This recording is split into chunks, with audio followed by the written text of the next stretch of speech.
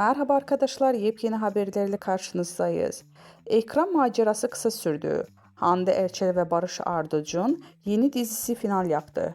Başrollerini Barış Arduç ve Hande Erçel'in paylaştığı Aşk ve Gözyaşı dizisinin ekranlar macerası kısa sürdü.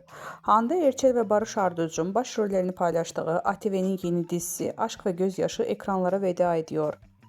Habere göre 7 bölümü ile final yapacak olan dizinin dün akşam aldığı düşük reytinglerde dikkat çekmişti.